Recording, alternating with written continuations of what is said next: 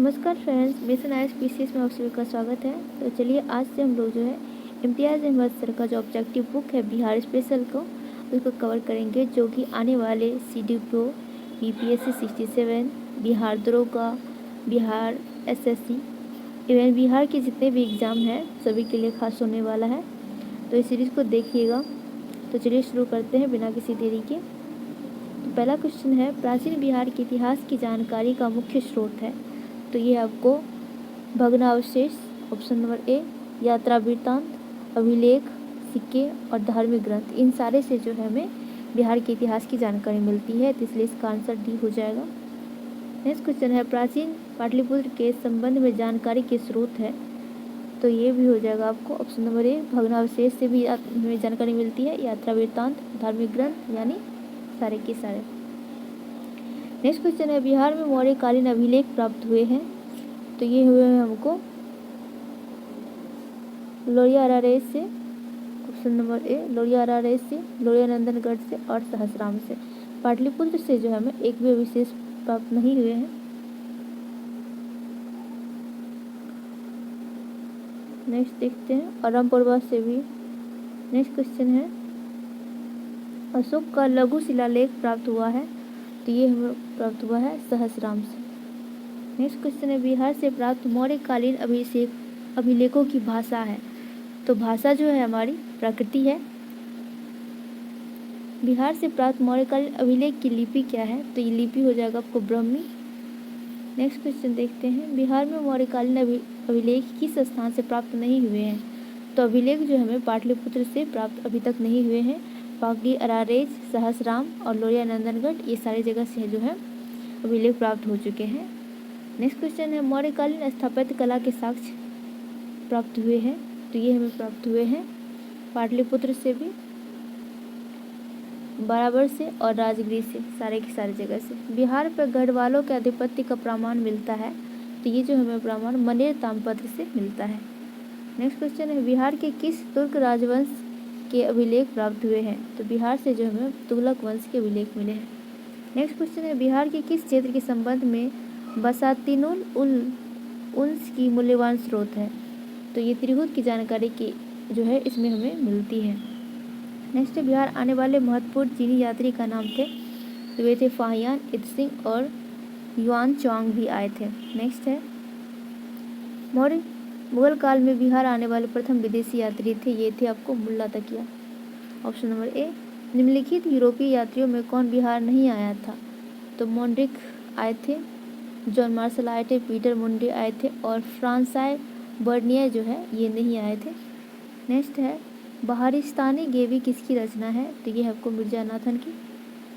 Next question देखते हैं, मिरातुल अहवाल किसकी रचना है। तो ये आपको मुल्ला बहानी की। नेक्स्ट है, मध्यकालीन मिथिला के इतिहास का स्रोत है। तो ये कीर्तिलता, कृति पताका और वर्ण रत्नाकर, ये दो बुक जो है, ये सारे जो है आपको विद्यापति जी की बुक है। इनसे जो है हमें मिथिला की इतिहास की जानकारी मिलती है। नेक्स्ट है, बिहार में धातु प्रस्तर युग अवशेष कहाँ से मिले हैं। तो ये आपको चिरांद, मनेर, चेचर, ये सारे जगह से जो हमें मिले हैं। बिहार में मौर्यकालीन अभिलेख मिले हैं। तो ये हमको हो जाएगा अरारेस से भी, लोरिया अरारेस, रामपुरवा और लोरिया नंदनगढ़, ये सारे जगह से मिले हैं। बिहार के गया जिले के अवसर से प्राप्त अभिलेख में किस राजवंश के बारे में जानकारी मिलती है। तो ये होगा हमको परवर्ती गुप्त वंशीय। नेक्स्ट है, बिहार प्रांत के आरा से प्राप्त देव बरनाक का लेख और शाहपुर, पटना एवं मंदर बांका से प्राप्त अभिलेखों में जानकारी मिलती है। तो इसे मिलती है हमको परवर्ती गुप्त वंश की जानकारी। और इसमें जो है देव बरनाक अभिलेख में जो है देवगुप्त, विष्णुगुप्त और जीवित गुप्त द्वितीय की जानकारी मिली है। पाल शासकों के बारे में जानकारी मिलती है। तो ये देवपाल के मुंगेर अभिलेख से, नारायण पाल का भागलपुर ताम्रपत्र लेख से, महिपाल प्रथम के नालंदा और मुजफ्फरपुर अभिलेख से, यानी सारे के सारे अभिलेख से। बिहार के लिए सर्वाधिक प्राचीन साहित्यिक स्रोत है। तो ये आपको अथर्ववेद। नेक्स्ट क्वेश्चन है, बिहार में स्थित महाजन पदों की जानकारी मिलती है हमें, तो ये मिलती है हमको अंगुत्तर निकाय से। नालंदा के सराय टीला में उत्खनन से प्राप्त हुआ है, तो ये मिला हमको पाल काल का बौद्ध विहार। बौद्ध साहित्य विनय पिटक और दीर्घ निकाय से जानकारी मिलती है, तो मगध के राजतंत्र और वैशाली के गणतंत्र के बारे में और मौर्योत्तर बिहार की जानकारी मिलती है। नेक्स्ट है, बिहार में बड़े पैमाने पर उत्खनन कार्य करवाने वाले तथा कई प्राचीन स्थलों का खोज करने वाले पुरातत्ववेत्ता थे, ये था आपको कनिंघम। नेक्स्ट है, नालंदा में स्थित बड़ा गांव का पता किसने लगाया था, तो ये थे आपको कनिंघम। Option number B.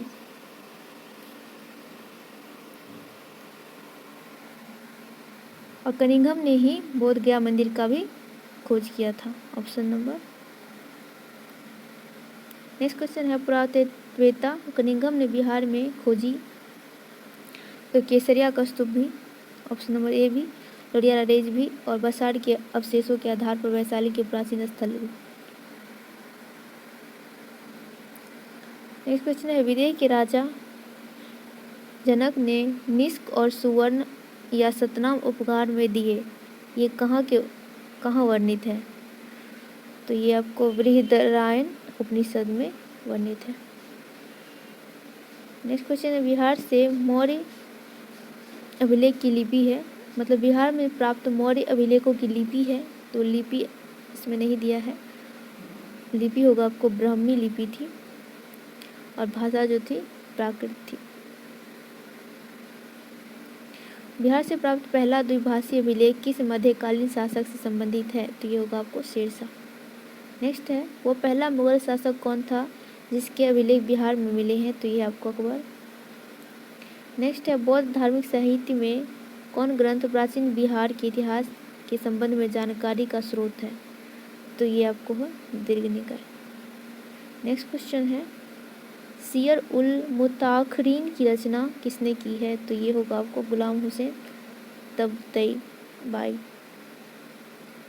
मध्यकालीन बिहार से संबंधित इन स्रोतों के सही मिलान करें, तो ये हो जाएगा रियाज उस सलातीन, ये होगा गुलाम हुसैन सलीम। तारीख़े शेरशाही, ये होगा आपको रिज़कुल्लाह। बाक़ियाते मुस्ताकी, ये हो जाएगा आपको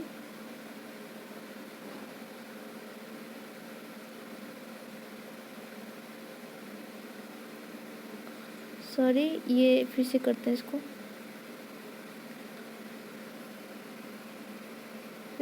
रियात उस सलातीन, ये हो जाएगा आपको गुलाम हुसैन अली, और ये तारीख़े शेरशाह, ये हो जाएगा अब्बास सरवानी। बाक़ियाते मुस्तकानी, ये हो जाएगा रिज़कुल्लाह।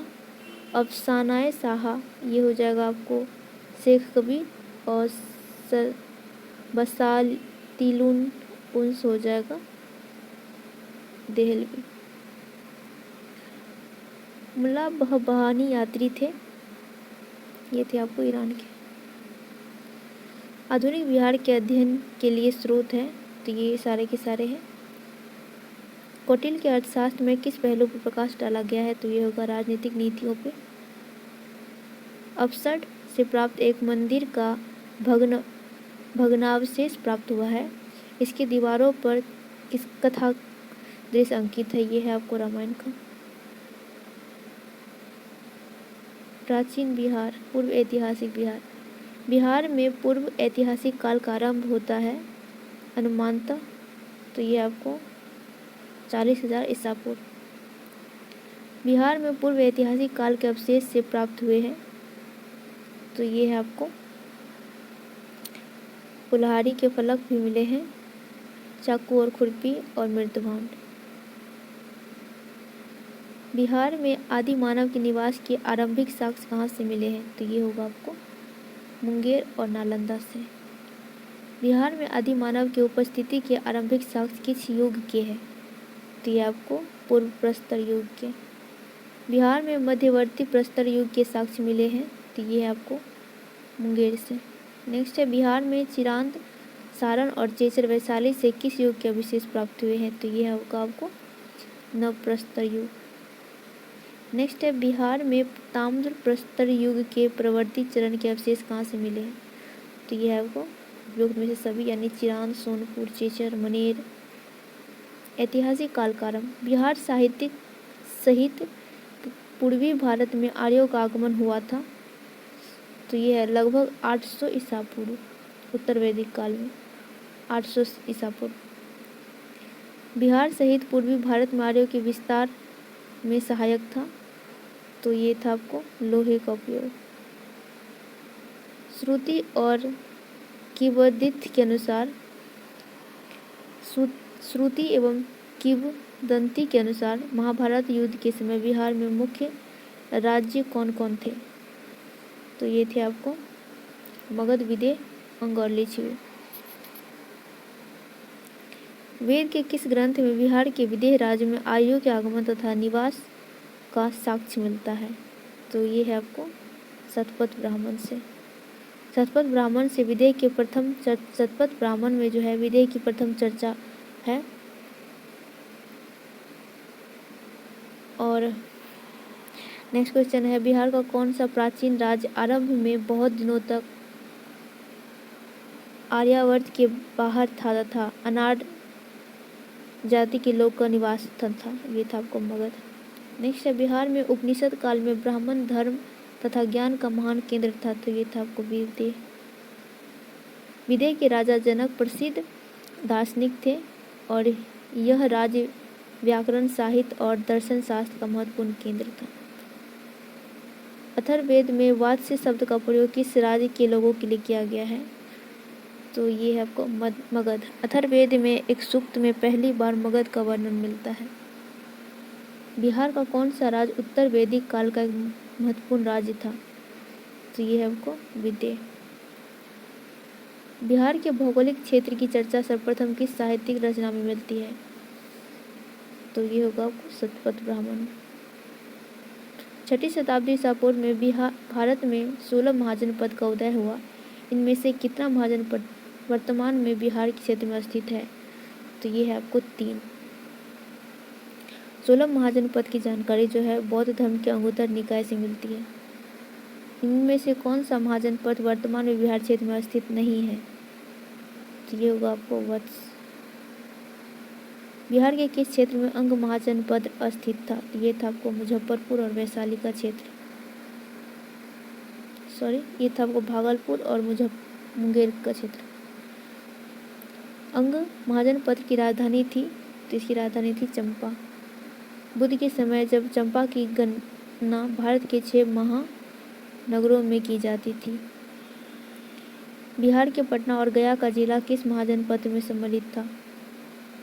तो ये था आपको मगध। मगध महाजनपद की राजधानी थी, तो इसकी राजधानी थी गिरिब्रज यानी राजगीर। मगध और अंग महाजनपद को कौन सी नदी पृथक करती थी? तो इसका हो जाएगा आपको चंपा नदी। बिहार में स्थित कौन सा महाजनपद 8 राज्यों का एक संघ था?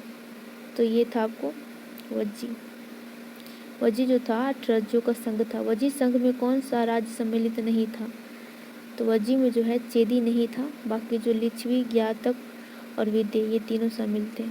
वज्जी संघ की राजधानी थी, तो इसकी राजधानी थी वैशाली।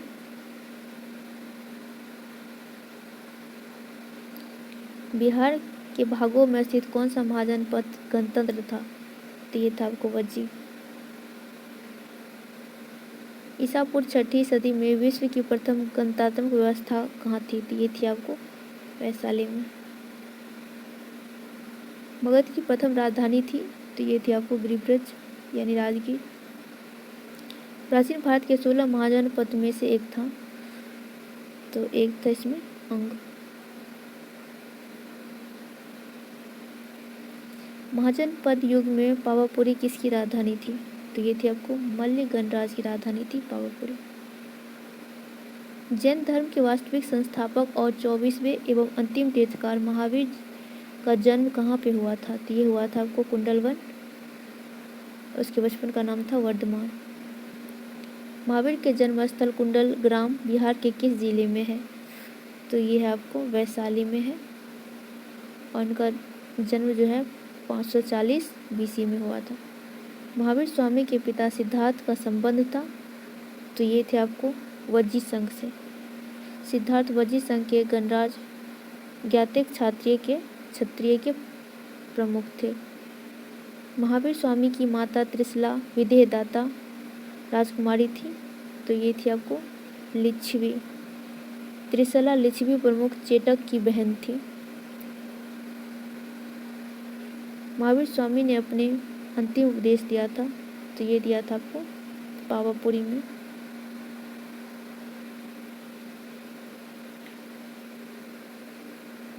महावीर की मृत्यु हुई थी, तो ये हुई थी आपको पावापुरी में।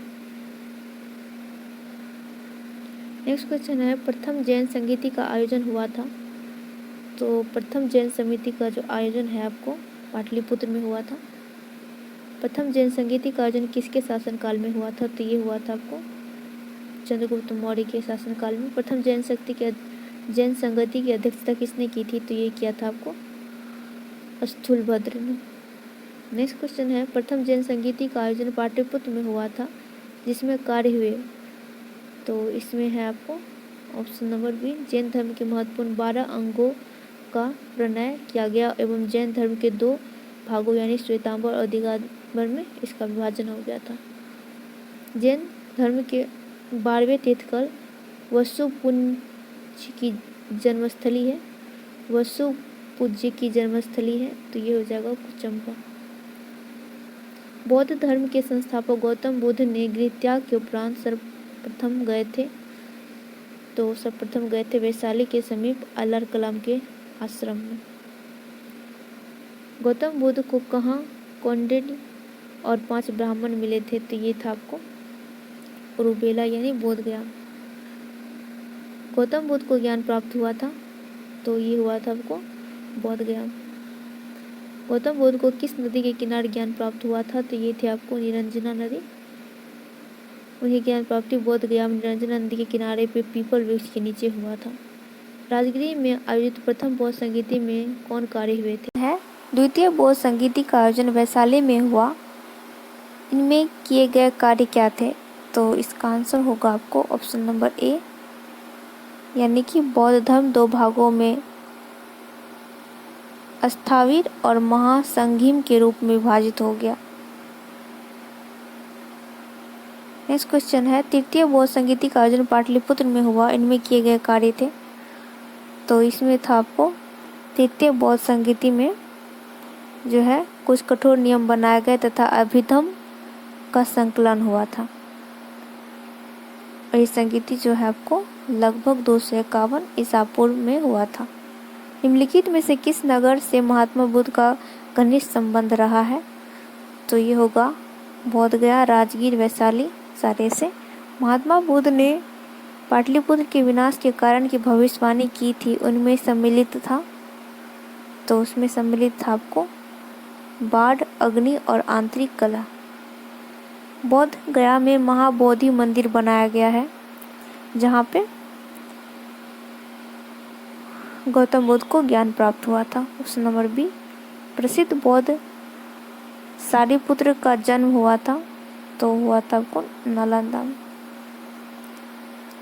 प्राचीन भारत में साम्राज्यवाद की शुरुआत और विकास का श्रेय जाता है, तो ये होगा आपको मगध को। मगध राज की आरंभिक राजधानी थी, तो इसकी आरंभिक राजधानी थी आपको गिरिब्रज, राजगिरी या राजगृह। महाभारत और पुराणों के अनुसार मगध का सर्वप्रथम राजवंश था, तो ये था आपको बृहद्रथ और जरासंध। मगध साम्राज्य का वास्तविक संस्थापक था, तो ये थे आपको बिंबिसार। बिंबिसार का शासनकाल जो है 544 ईसा पूर्व से लेकर 493 ईसा पूर्व तक रहा। बिंबिसार और अजातशत्रु किस वंश के थे? तो ये थे आपको हर्यक वंश के। बिंबिसार को सैनिक और अजातशत्रु को कुनिक कहा जाता है। बिंबिसार जो है महात्मा बुद्ध के मित्र थे। मगध साम्राज्य का उत्कर्ष प्रारंभ हुआ, तो ये हुआ था बिंबिसार के शासनकाल में। बिंबिसार ने किस राजकुमारी के साथ विवाह किया था? तो ये थे आपको कोसला देवी से, चेलना से और खेमा से, यानी कि सारे से। बिंबिसार ने वैवाहिक संबंध द्वारा जो है अपनी स्थिति सुदृढ़ की थी और कौशल की कोसला देवी, खेमा पंजाब की तथा चेलना वज्जी संघ की राजकुमारी थी। बिंबिसार ने बृहद्रथ को पराजित कर कौन सा राज्य जीता था? बृहद्रथ को हरा के जो है अंग जीता था। हर्यक वंश का दूसरा शासक था अजातशत्रु। इसका शासनकाल था 493 से 461 BC तक और वे जो थे अपने पिता की हत्या कर सत्ता पर बैठे थे। राजगीर में दुर्ग और स्तूप की स्थापना मगध के किस शासक ने की थी? तो ये थे आपको अजातशत्रु ने। वज्जी संघ के लिच्छवियों को पराजित करने वाला मगध का शासक था, तो ये था आपका अजातशत्रु। अजातशत्रु के साथ प्रेम संबंध के लिए चर्चित नर्तकी आम्रपाली कहाँ की थी? तो ये थी आपको वैशाली की। अजातशत्रु ने किस राज्य के साथ युद्ध में प्रथम बार रथ, मूसल और महाशिलाकांठ नामक हथियार का प्रयोग किया था? तो ये थे आपको लिच्छवी से युद्ध के दौरान। प्रथम मगध साम्राज्य का उत्कर्ष किस शताब्दी में हुआ था? तो ये थे आपको ईसा पूर्व 6वीं शताब्दी में। पाटलिपुत्र नगर की स्थापना किस शासक ने की थी? तो ये थी आपको उदयन। अजातशत्रु के बाद अजातशत्रु का बेटा उदयन मगध की गद्दी पर बैठा और उदयन ने ही पाटलिपुत्र की स्थापना की थी। किस राजा ने पाटलिपुत्र को सर्वप्रथम मगध की राजधानी बनाई थी? तो ये थे आपको उदयन। हर्यक वंश का अंतिम शासक थे, तो ये थे आपको नागदशक। हर्यक वंश के उपरांत मगध पर किस वंश की सत्ता स्थापित हुई? तो इसके बाद जो है शिशुनाग वंश का स्थापना हुआ।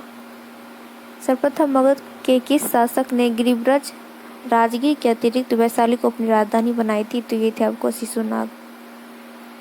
इस शासक ने पाटलिपुत्र को पुनः राजधानी बनाया और तब से मगध साम्राज्य की राजधानी पाटलिपुत्र ही रही। तो ये थे आपको कलाशोक। कलाशोक को काकवर्ण भी कहा जाता है। द्वितीय बौद्ध संगीति का आयोजन किसके शासनकाल में हुआ था? तो ये थे आपको कालाशोक के काल में। द्वितीय बौद्ध संगीति का आयोजन कहाँ पर हुआ था? तो ये हुआ था आपको वैशाली में। द्वितीय बौद्ध संगीति का आयोजन जो है 383 ईसा पूर्व में वैशाली में हुआ था। द्वितीय बौद्ध संगीति की अध्यक्षता किसने की थी? तो इसका अध्यक्षता जो है सब्बा कामिर ने किया था। नंद वंश का संस्थापक थे, तो इसके संस्थापक थे आपको महापद्म नंद।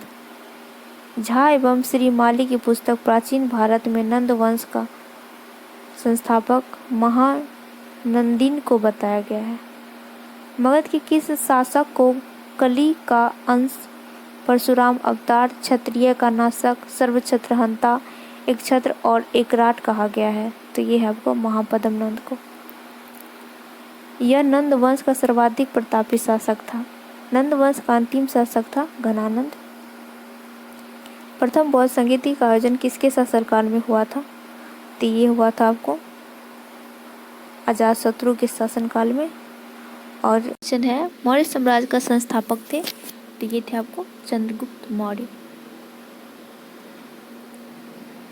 नेक्स्ट क्वेश्चन है मौर्य साम्राज्य की राजधानी थी, तो इसकी राजधानी पाटलिपुत्र थी।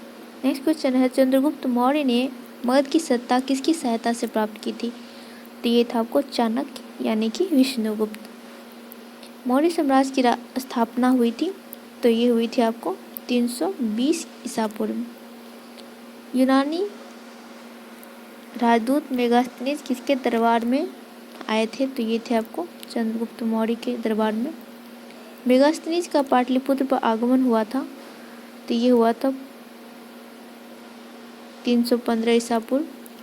चंद्रगुप्त मौर्य के दरबार में मेगास्थनीज को भेजने वाला शासक था, तो ये था आपको सेल्यूकस। किस शासक के शासनकाल के समय में मगध पर 12 वर्षों का भीषण अकाल पड़ा था? तो ये था आपको चंद्रगुप्त मौर्य के शासनकाल में। चंद्रगुप्त मौर्य का प्रधानमंत्री थे, तो ये थे आपको चाणक्य। नेक्स्ट क्वेश्चन है किससे से मुक्ति दिलाने के कारण चंद्रगुप्त मौर्य को भारत का मुक्तिदाता कहा जाता है। तो ये आपको यूनानियों से। वह स्रोत जिसमें पाटलिपुत्र के प्रशासन का वर्णन उपलब्ध है ये है आपको इंडिका में। नंद वंश के पश्चात मगध पर किस राजवंश ने शासन किया? तो ये थे आपको मौर्य। नंद के बाद मौर्य बने। नेक्स्ट है मेगास्थनीज की पुस्तक का नाम क्या था? तो ये था आपको इंडिका। नेक्स्ट है अर्थशास्त्र के लेखक है, तो ये है आपको कौटिल्य। पाटलिपुत्र के शासन व्यवस्था का वर्णन किस विदेशी यात्री के वृत्तांत में मिलता है? तो ये है आपको मेगास्थनीज की इंडिका में। चंद्रगुप्त मौर्य के उपरांत मौर्य साम्राज्य का शासक बना, तो उसके बना था उसके पुत्र बिंदुसार।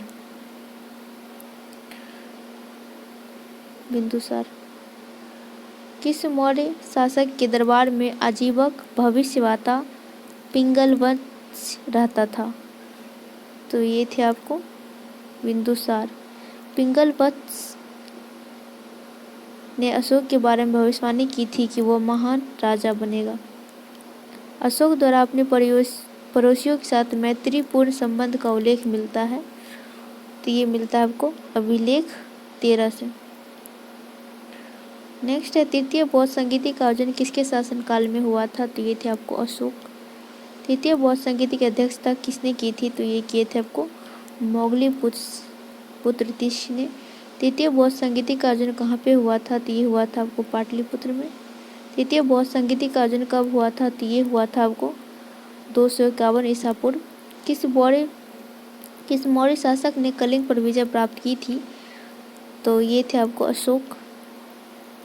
किस युद्ध में हुए भारी तबाही और जानमाल की हानि को देखकर अशोक का हृदय परिवर्तन हुआ और उसने युद्ध नीति त्याग कर धम्म नीति की घोषणा की थी? तो ये थे आपको कलिंग युद्ध के पश्चात। अशोक का धम्म था, ये थे आपको नैतिक आचार संहिता। मौर्य साम्राज्य का केंद्रीय न्यायालय कहाँ पर स्थित था? तो ये थे आपको पाटलिपुत्र में।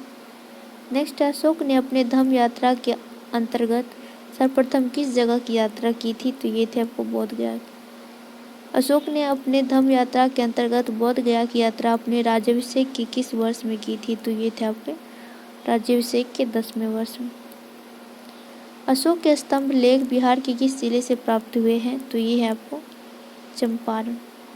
बिहार से प्राप्त होने वाला अशोक के स्तंभ नहीं है, तो ये है आपको रुक्नदेही, ये नेपाल में है। नेक्स्ट है अशोक के समय मौर्य साम्राज्य में 5 प्रांत का उल्लेख मिलता है।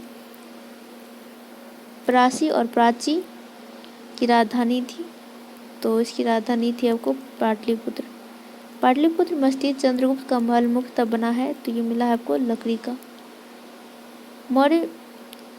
चंद्रगुप्त मौर्य का राजप्रासाद स्थित है, तो ये स्थित है आपको कुम्भरार पटना में। नेक्स्ट है किस विद्वान ने चंद्रगुप्त मौर्य के राजप्रासाद के बारे में कहा है कि इसकी शान शौकत का मुकाबला न तो सूसा न ही एक बतना कर सकता है? तो ये कहा है आपको एरियन ने। चंद्रगुप्त मौर्य के राजप्रासाद के बारे में किसने कहा है कि यह राजप्रासाद मानवकृत नहीं वरन देवों का निर्मित है? तो ये जो है कहा है फाहियान ने। किस शासक ने गया के निकट बराबर की पहाड़ियों में आजीवकों के लिए गुफा का निर्माण कराया था? तो ये था आपको अशोक ने। 4 गुफा का निर्माण कराया था अशोक ने। पहला थे सुदामा, विषझोपड़ी, चौपाड़ और कर्ण। गया के समीप नागार्जुन की पहाड़ी में प्रसिद्ध गोपी गुफा का निर्माण कराया है, तो यह है वो दशरथ ने। दशरथ अशोक का पौत्र है। इसने नागार्जुन पहाड़ी में आजीविकों के लिए 3 गुफा का निर्माण कराया है। गोपी गुफा इसमें भी प्रमुख है। मौर्यकालीन चामरग्राहिनी यक्षिणी प्राप्त हुई है। चामरग्राहिनी यक्षिणी प्राप्त हुई है, तो ये आपको हुई है दीदारगंज पटना से। नेक्स्ट है बिहार के किस स्थान से मौर्य काल में बने जैन तीर्थकार की प्रतिमा प्राप्त हुई है? तो ये हुई है आपको लोहानीपुर पटना से। पाटलिपुत्र के नगर निर्माण तथा सुंदरता का वर्णन किया गया है मेगास्थनीज की इंडिका में। पाटलिपुत्र को किस शासक ने सर्वप्रथम अपनी राजधानी बनाई थी? तो ये आपको चंद्रगुप्त मौर्य ने। अशोक के शासनकाल में बौद्ध सभा किस नगर पर आयोजित की गई थी? तो ये थे आपको पाटलिपुत्र। किसके शासनकाल में मिस्र के राजा फिलाडेल्फस टॉलमी द्वितीय ने डायनिशियस नामक राजदूत को पाटलिपुत्र भेजा था? तो ये होगा आपको बिंदुसार। किस विद्वान के अनुसार चंद्रगुप्त मौर्य ने पालीब्रोथा यानी पाटलिपुत्रक नामक धारण किया था? तो ये आपको स्ट्रोबो के अनुसार। यूनानी दूत टिमालकस का आगमन मगध के किस शासक के दरबार में हुआ था? तो ये था आपको बिंदुसार। नेक्स्ट है, केवल वह स्तंभ जिसमें अशोक ने स्वयं को मगध का सम्राट बताया है? तो ये आपको भाब्रू अभिलेख में जो है मगध अशोक ने अपने आप को मगध का सम्राट बताया है। बराबर की गुफाओं का उपयोग किसके आश्रय के लिए किया जाता था? तो ये था वो अजीबकों को। अशोक की राजधानी कहाँ थी? तो ये थी आपको पाटलिपुत्र। मौर्य काल में पाटलिपुत्र का प्रशासन 30 नगरों की सभा संचालित करती थी जो 5-5 सदस्यों की 6 समितियों में संगठित थी। यह कथन किसका है? मेगास्थनीज का। मौर्य प्रशासन के संबंध में कौन कथन सही है? उपयुक्त में से सारे केंद्रीकृत थे, करों का बोझ अधिक था, प्रशासन तंत्र कठोर था। अशोक के संबंध में कौन सा कथन सत्य है? तो उपयुक्त सही। उसने धर्म विजय की नीति अपनाई, उसने विदेशों के साथ संबंध स्थापित किए, उसने प्रजा हित और कल्याण के लिए उपाय किए। नेक्स्ट है, देवानाम प्रियदर्शी के नाम से किस शासक ने अपने आप को संबोधित किया है? तो ये आपको अशोक। धम्म महामात के कार्य थे? तो ये थे आपके सारे धम्म नीति का क्रियान्वयन करना, लोगों के बीच दान वितरण करना और जन कल्याण के उपाय करना। मौर्यकालीन प्रशासन में रज्जुक कौन थे? तो इनमें से कोई नहीं। मौर्यकालीन विद्वानों में किनका नाम आता है? तो इनका आता है कौटिल्य, पाणिनि और उपावर्ष का।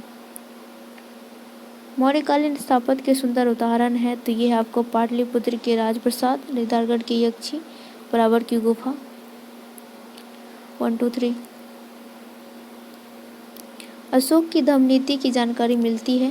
ये मिलती है आपको द्वितीय स्तंभलेख से, 7वें से और द्वेषक अभिलेख से। अशोक के किस अभिलेख में दान और धर्म दान के अंतर में स्पष्ट किया गया है? तो ये आपको 9वें अभिलेख में। मौर्य साम्राज्य के पतन में कौन सा कारण सम्मिलित नहीं था? आर्थिक संकट नहीं था, बाकी विदेशी का आक्रमण, अयोग्य शासक और प्रांतीय विद्रोह, ये सारे शामिल थे।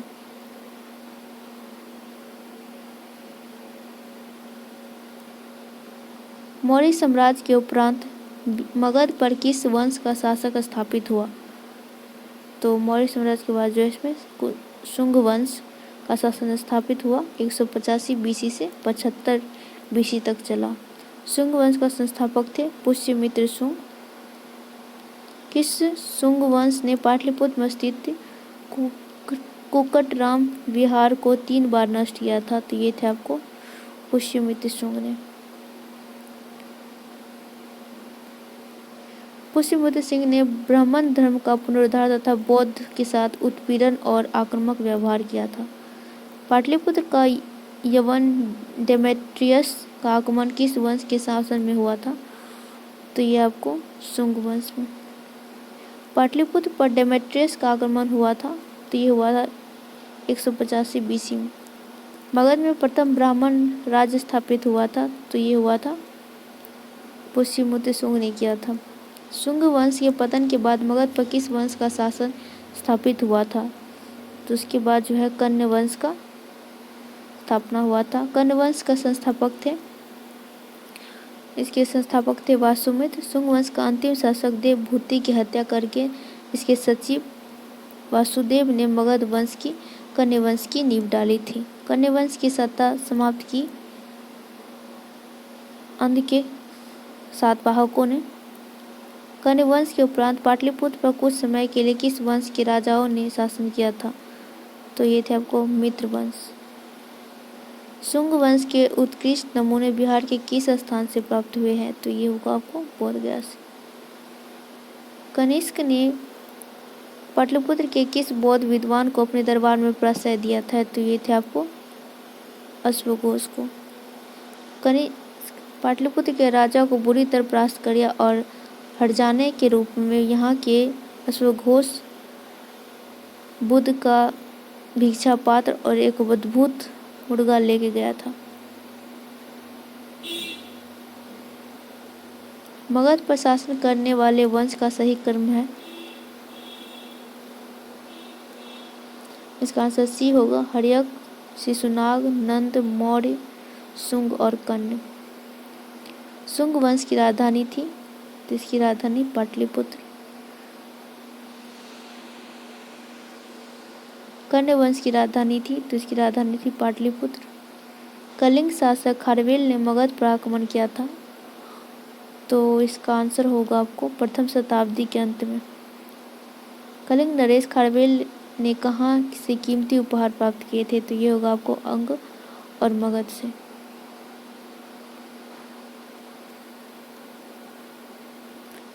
उपहारों में जिन की प्रतिमा और पदचिन्ह शामिल है। कुषाण साम्राज्य के पतन के उपरांत संभवतः मगध का शासक रहा, तो कुषाण के बाद जो है लिच्छवियों ने शासन किया था। गार्गी संहिता में पाटलिपुत्र पर यवनों के आक्रमण का उल्लेख है, और यह आक्रमण किसके शासनकाल में हुआ था, तो ये हुआ था आपको पुष्यमित्र शुंग के शासनकाल में। सुप्रसिद्ध बौद्ध विद्वान अश्वघोष को प्रश्रय देने वाला शासक थे, तो ये थे आपको कनिष्क।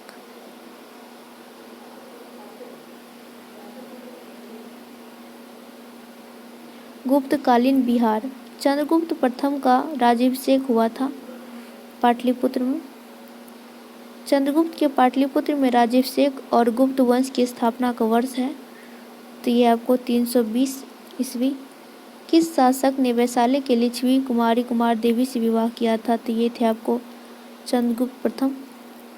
चंद्रगुप्त प्रथम ने 320 में महाराजाधिराज की उपाधि धारण की थी पाटलिपुत्र में। 320 में चंद्रगुप्त ने गुप्त संवत भी चलाया था। किस शासक ने स्वयं को लिच्छवी दोहित्र कहा है, तो ये कहा है आपको समुद्रगुप्त ने।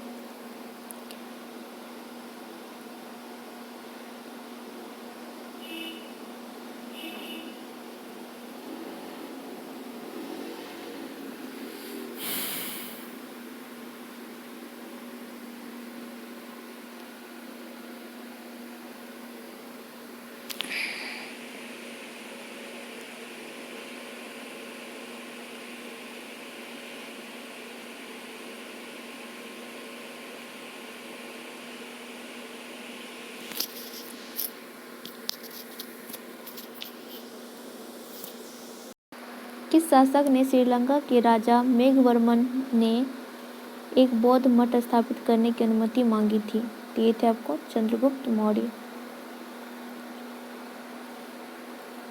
चंद्रगुप्त प्रथम। नालंदा विश्वविद्यालय की स्थापना का युग है, तो ये आपको गुप्त वंश। नालंदा विश्वविद्यालय का संस्थापक है, तो ये थे आपको कुमारगुप्त। बोधगया के महाबोधि मंदिर की स्थापना हुई थी गुप्त काल में। चीनी यात्री फाहियान कितने वर्ष तक पाटलिपुत्र में रहा था, तो ये रहा था आपको 3 वर्ष तक। चंद्रगुप्त द्वितीय के शासनकाल में फाहियान भारत भ्रमण पर आया था। उसका उद्देश्य था बौद्ध पांडुलिपियों को प्राप्त करना। आर्यभट्ट का संबंध किस नगर से है, पाटलिपुत्र से। गुप्त की एक सुंदर कार्तिकेय की मूर्ति किस जिले से प्राप्त हुई है, तो ये होगा आपको शाहाबाद से। बिहार में 7.5 फीट ऊंची बुद्धदेव की एक पीतल की मूर्ति प्राप्त हुई है, तो ये होगा सुल्तानगंज से।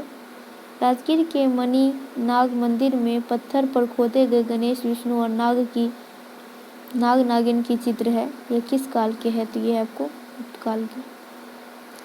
राजगीर में स्थित जरासंध की बैठक का निर्माण किस काल में हुआ था, तो ये थे आपको गुप्त काल में। तीरभुक्ति का राज्यपाल था, तो ये थे आपको गोविंद गुप्त। बिहार में बौद्ध विहार का प्राचीनतम केंद्र है, तो ये है आपको नालंदा। नालंदा विश्वविद्यालय किस लिए प्रसिद्ध था, तो ये है आपको बौद्ध धर्म दर्शन के लिए। नालंदा में अवस्थित भारतीय विश्वविद्यालय में फाहियान किसके शासनकाल के दौरान आया था, तो ये थे आपको चंद्रगुप्त द्वितीय के शासनकाल में। किसने यह वर्णन किया कि मध्य भारत के सभी देशों में मगध देश सर्वाधिक नगर थे।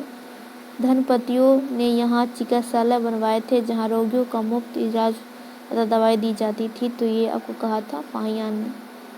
गुप्त संवत का आरंभ हुआ था, तो ये हुआ था 320 ईसा पूर्व ईस्वी में। लिखित में शासकों में किस को भारत का नेपोलियन कहा जाता है, तो ये आपको समुद्रगुप्त को। सौराठ और मालवा क्षेत्र की विजय किस गुप्त सम्राट ने की थी, तो ये थे आपको चंद्रगुप्त द्वितीय विक्रमादित्य ने। प्राग प्रस्थि का रचयिता कौन है, तो ये थे आपको हरिसेन। किस गुप्त सम्राट ने दक्षिण भारत में सफल सैनिक अभियान किए थे, तो ये थे आपको चंद्रगुप्त द्वितीय विक्रमादित्य ने। सर इसका आंसर होगा आपको समुद्रगुप्त। प्राग प्रस्थि में किस सम्राट के विजय अभियानों की चर्चा है, तो ये है आपको समुद्रगुप्त के। गुप्त साम्राज्य के पतन के क्या कारण थे, तो ये थे आपको हुनों का आक्रमण, प्रशासन का सामंती स्वरूप और कमजोर शासक। मगध पर मिहिर कुल का आक्रमण किस शासन के समय में हुआ था, तो ये आपको होगा नरसिंह गुप्त के समय में। गुप्त काल का ज्ञान विज्ञान के विकास का स्वर्णिम युग था। इसमें योगदान करने वाले विद्वान थे, तो ये थे आपको सी वहामिहिर, आर्यभट्ट और विष्णुगुप्त। मगध के परवर्ती गुप्त वंश का संस्थापक था, तो ये थे आपको कृष्णगुप्त। मगध के किस प्रवर्ती गुप्त शासक ने मौखरी वंश को पराजित किया था, तो ये थे आपको कुमारगुप्त तृतीय। मौखरी वंश ने किस परास्तर का मगध के अधिकांश भाग को जीत लिया था, तो ये था आपको दामोदर गुप्त। हर्षवर्धन ने किसे मगध के क्षेत्र में अपना प्रतिनिधित्व बनाया था, तो ये थे आपको माधव गुप्त को। हर्षवर्धन के मृत्यु उपरांत बिहार के कुछ क्षेत्रों में कुछ समय के लिए तिब्बत की संप्रभुता स्थापित हो गई, जिसका अंत किया था, तो इसका किया था आदित्य सेन ने। बिहार के किसी स्थानीय शासक अर्जुन ने चीनी यात्री को क्षति पहुंचाई थी। प्रतिशोध में तिब्बत और चीन की सेना ने बिहार पर आक्रमण कर दिया था। मगध के किस परवर्ती गुप्त शासक ने अश्वमेध यज्ञ का आयोजन किया था, तो ये है आपको आदित्य सेन ने। मगध के परवर्ती गुप्त वंश का अंतिम शासक था, तो ये थे आपको जीवित गुप्त द्वितीय। मगध के किस परवर्तीय शासक को असंख्य शत्रुओं का विजेता कहा जाता है, तो ये आपको है कृष्णगुप्त को। यह विद्वान द्वारा सदा घिरा रहता था और मगध के परवर्ती गुप्त शासक और उसके उपाधियों को सम्मिलित करें।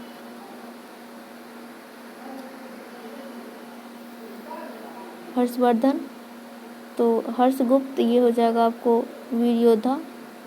कुमारगुप्त हो जाएगा आपको महाराजाधिराज।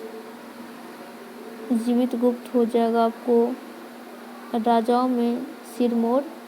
और आदित्य सेन हो जाएगा परम भट्टाकर, महाराजाधिराज।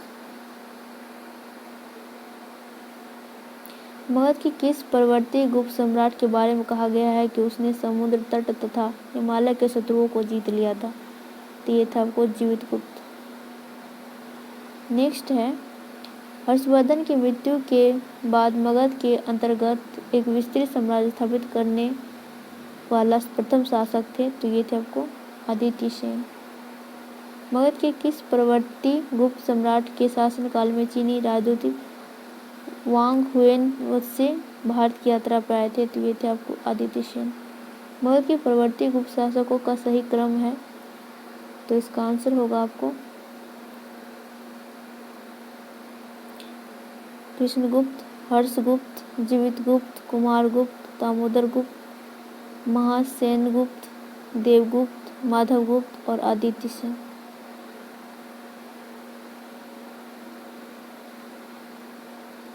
गुप्तोत्तर युग और बिहार चीनी यात्री